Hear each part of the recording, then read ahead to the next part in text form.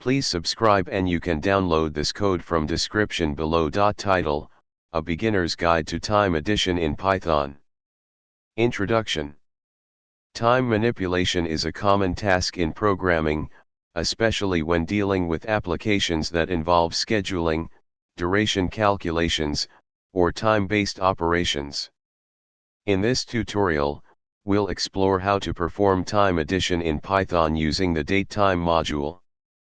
The datetime module in Python provides classes for working with dates and times.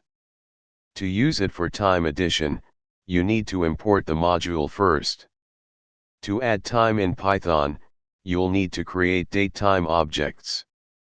You can create a datetime object representing the current date and time using datetime.now, or create a custom datetime object by specifying the year, month, day, hour, minute, and second. A time delta represents the difference between two dates or times. To add time to a datetime object, create a time delta object with the desired duration and add it to the original datetime object. Finally, you can print the original and modified datetime objects to see the result of the time addition. Here's the complete code for adding time in Python. In this tutorial, we covered the basics of time addition in Python using the datetime module. By creating datetime objects and utilizing time delta, you can easily perform time-based operations for a variety of applications. This knowledge is particularly useful when dealing with tasks like scheduling, duration calculations, and other time-related functionalities in Python programming. ChatGPT. Certainly. In Python, handling time and performing time addition can be done using the datetime module. The datetime module provides classes for working with dates and times. Here's a tutorial on how to perform time addition in Python using the datetime module, along with code examples. The datetime module in Python provides classes for working with dates and times. To perform time addition, you can use the time delta class, which represents a duration of time.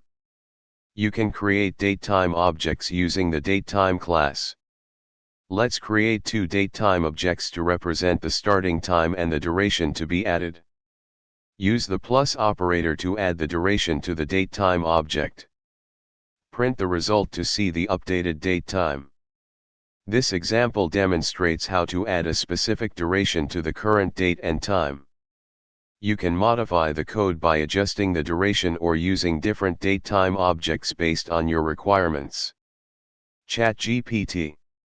Title: Understanding Time Addition in Python, a step-by-step tutorial. Introduction. Time manipulation is a common task in programming, and Python provides a straightforward way to work with time using the datetime module. In this tutorial, we'll explore how to add time to a given date and time in Python using the time delta class. Step 1. Import the necessary modules. Step 2. Create a datetime object. To perform time addition, we first need a starting point. Let's create a datetime object representing the current date and time. Step 3. Define a time delta.